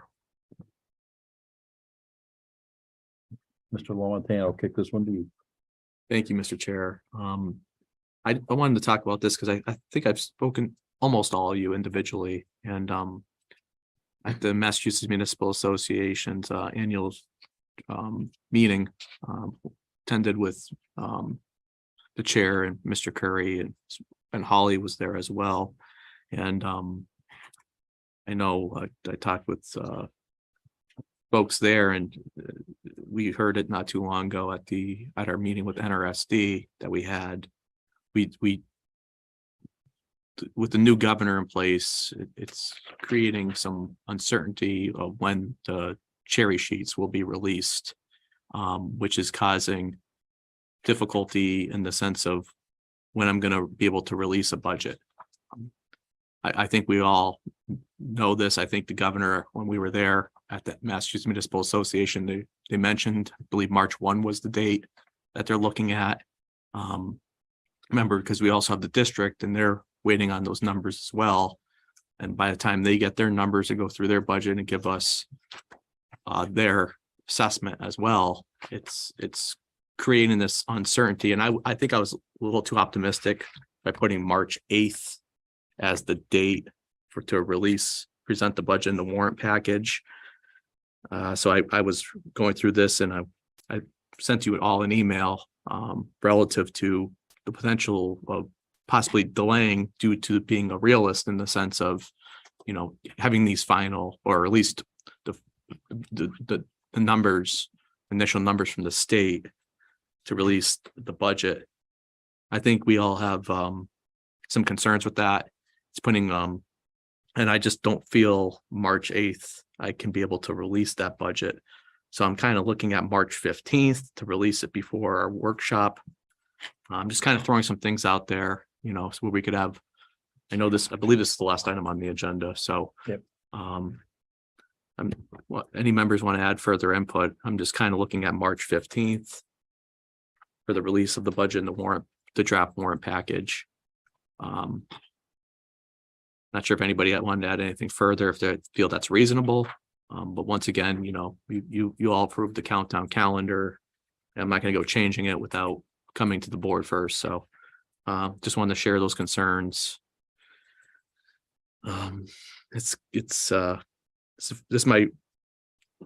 never worked on a budget where we had a new governor, so this is a first for me. I think a couple of you've been on here We before. haven't. We've been delayed in the past. This is not unusual. We've changed dates due to the fact we're waiting on their budget in order for us to start, settle out our budget. So it's not unusual. It happens with the switch of the guards, I guess.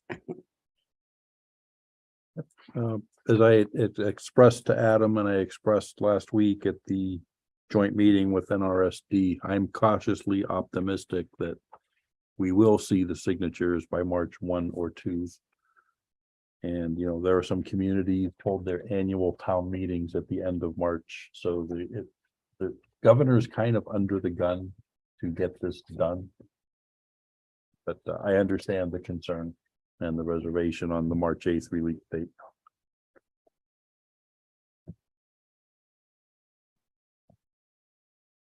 I think you did a good job. You still gave us the amount of time. You just rearranged snow date Yeah. and when you're releasing it. So Yeah, minor changes, but this is a fluid and living document. That's what it's intended to be, so we can go through it Yep. and keep tweaking it as the situation changes.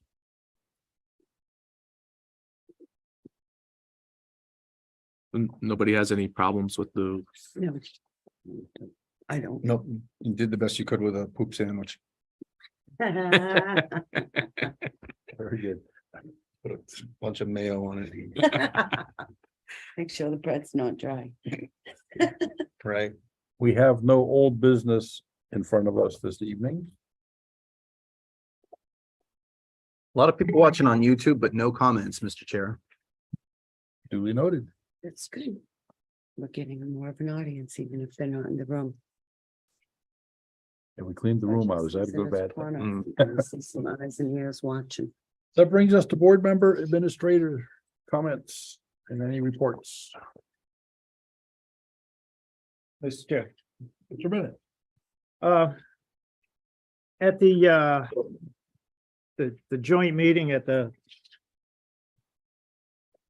with the school committee last week, at the end of it, I was talking with the superintendent about crosswalk situation and students going across when schools, it's starting and ending in the traffic and so forth. And in talking with him, I informed him that I was looking at signage for and this piggybacks on top of the individual who was hit in a crosswalk in Collinville Center a while back. And I was driving through another community last night, and I saw the same thing. The markings for the crosswalks, they're faded, you barely see them. So I mentioned that I was going to look into signage for crosswalks to include ones with, they have flashing strobes on them, solar powered. And he informed me that he thought the resource officer, Steve Fliss, was looking at a grant for signage in front of Narragansett. So I followed that up the next day with an email to the chief of police, and I haven't heard back from him, which is strange because usually he gets back to you one way or another. So I looked at the crosswalks, the state road, Route 2A, Patriots Road, and Templeton Center. The ones particularly in front of Narragansett and in Baldwinville Center and in Cumberland's and all that. There's not even a sign there. There's some street lights. So I would like to pursue looking into, and I'll talk with Bob Sozik, because I believe on the state roads, we'll have to talk with District 2, the highways, to get these in, funding, grants, wherever the source can be, to get signage with lights, flashing lights, in front of the schools, over in Baldwinville, because people drive. Speed limit is 30 miles an hour. It's posted at that, but people are driving way too fast. The lighting is not the best. The paint markings, the striping. So that's something I was gonna look at and talk with Bob, and hopefully the chief and maybe Bob can follow up with the district and see what the requirements are to get that done, and then look at funding, and perhaps I'll talk with the state rep. I'll call John Zlotnick up and see if there's anything we can do that way. It's just something I think that's important, particularly if the individual get hit. In a crosswalk, there's a street light there, but a lot of the crosswalks, we have very limited visibility and no signage. I mean, not even a sign saying it's a crosswalk. So, and I see like in towns of Westminster, they have signs, speed limit signs with solar powered with the flashing lights. And in Gardner, they have stop signs. So I looked up and they do have these signs. The cost and so forth, I don't know what they are, but that's something I'd like to look into and get details and bring that back in front of the board, just to see what all is involved and the cost and the procedures for like the state road and so forth. The other thing is, I Mr. missed Chairman, on that note, I'm sorry, Jeff, just no, to go ahead. let you know, I actually recently had a meeting with Bob and with the school superintendent, because I had received a few concerns from parents at our newer school, in Templeton Center. So I would love to get on your bandwagon on that one. I'd love to be involved in that. That's another because location where they need. it's a location, and behind the school, there is no crosswalks. So that kind of came to a stalemate, I guess, at the time, just feeling it out. So I 100% support what you're looking at here, because I feel too that we could do better in the area, especially of the high school, middle school, that area. I've talked about it. I've brought it to several people in town, department heads over the years, because it has gotten extremely, I don't even want to go down that road when the bell rings. It's just too chaotic. So I totally agree with you, and I'd love to be on that. So I'd love to just keep me posted. We'll chat. I avoid that. I usually avoid that road in the morning, but once in a while, the Rolodex. In the afternoon, I have And to avoid it. The last time I went there was in the morning, and this kid's crossing the street, and as I was talking They're to Chris, everywhere. I said, they got the blinders on. They're going to school. They go to the crosswalk because they, and everybody should stop. But this one day, I see kids, at this crosswalk right there. So I stopped. But there was this little girl, she's in the parking lot running to there. So I didn't move. I saw her coming. The car coming the opposite way, as soon as the kids cleared the crosswalk, they went. And my thing is, there just can't be enough markings and reminders to get people's attention that it's a crosswalk area. Because like I said, that little girl, I saw her coming, so I didn't move, because she's just, I'm going to school and heading for the crosswalk. But so try to get people's attention in those various areas. So I'm gonna see, what the cost is and what the procedure is for especially the state roads and stuff, and see where that goes. Time to be Great. proactive, I think, in two things. So- If you want a good example of a sign, the Ale House in Gardner just put up the flashing crosswalk. Theirs is really nice. And Wayland, Didn't pay for that. Yeah, the Ale House Well, did not do that. That's- no, The but- Ale House did not do that. Ale House, if you want to see a good example of what At I'd the like area. to. Have it Yes. right in Templeton Center. Yeah, but it's a little different than that one. But- One other thing is, I was looking through, because I missed I was out having fun and I missed the financial, meeting last meeting. So I was going through, I watched it, and, with the amendment to the financial management policy and, the community calendar and so forth. I wanted to request to see if, the administrator could send this to the board. On page 27, it calls for the accountant and treasurer collector to develop a cash flow forecast for the upcoming fiscal year after approval of the annual budget and before July 1 each year. So I was going to ask if you could send electronically the cash forecast for fiscals year 22 and 23. I'm looking at the snow and ice budget, and it's the last 3 years, it's been deficit of 90. I mean, we've had articles at town meeting where we've had to find 90,000, 120,000, and last May, 150,000. So I'd like to see and I know the advisory committee has talked about this, and I think they were going to send letters on various things, and forecasting was one of them. So I'd like to see the reports, the cash forecast from the accountant and the collector to see if there's any just how things are lining up with what they forecast as money coming in, and then the budget side of the aisle. And as far as town business, that's as far as I have in my comments for the evening. On a personal note, since we have the community, the countdown to town meeting, nomination papers are available from the town clerk beginning February 21st, 2023. And for people out there in TV land, there are 2 positions that are open, and I am not seeking re-election this year. So take out the papers and you can maybe like walk right in and sit at the table and say hi to Miss Griffiths and the rest of the gang.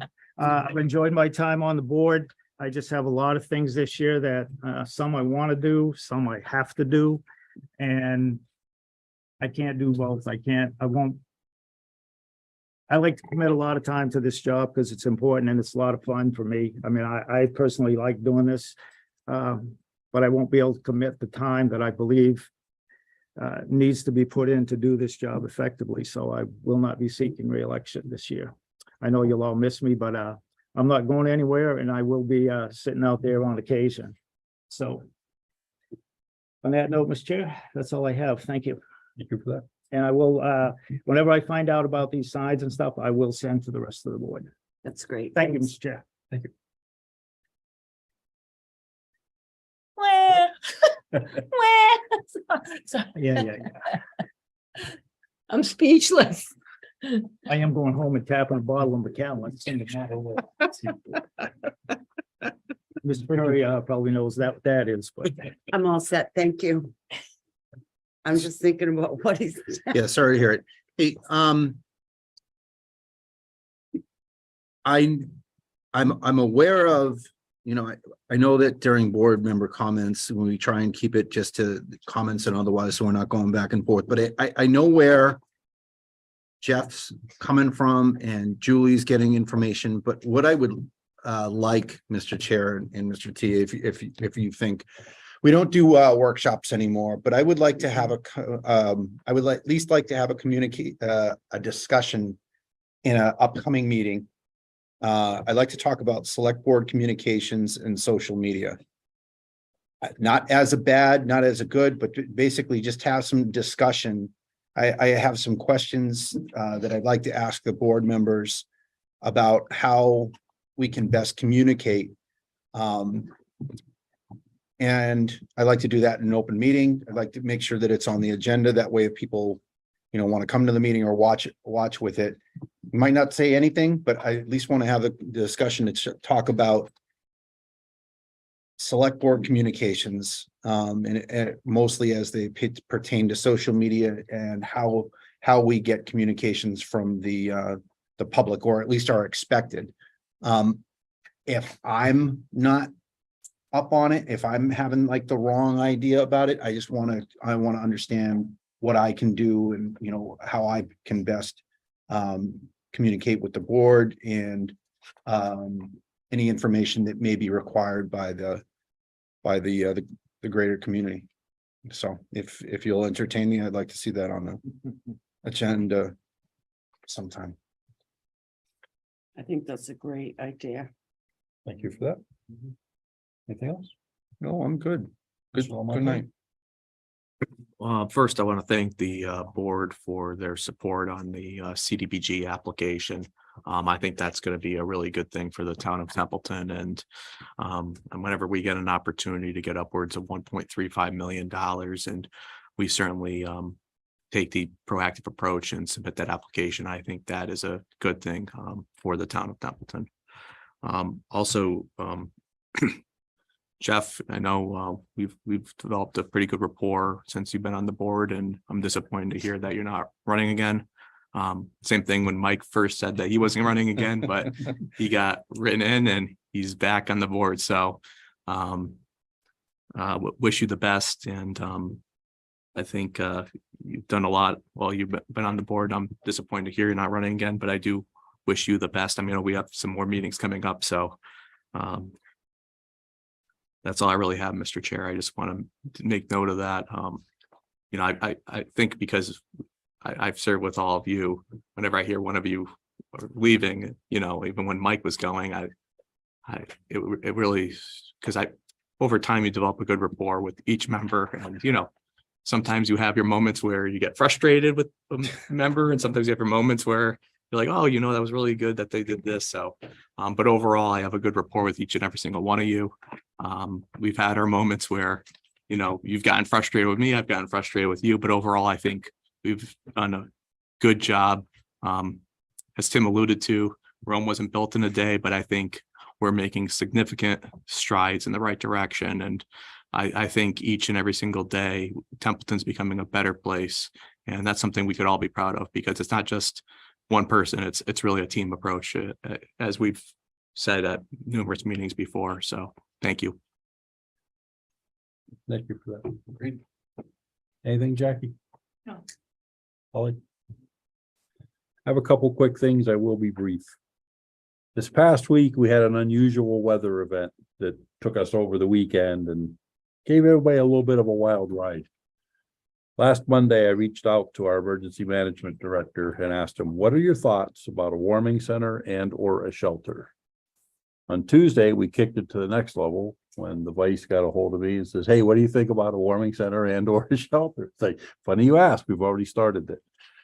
So long, short story, and you got the robocalls starting on Thursday and Friday. But for those who don't know, we had a soft activation of the Emergency Operations Center.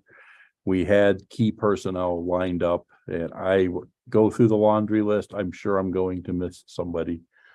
Emergency management, the select board, the town administrator, the assistant town administrator, senior community center director, developmental services, Board of Health, police department, fire department. We know we had DPW already on standby anyway, and we know we had power and light and water and sewer on standby anyway, as they always are.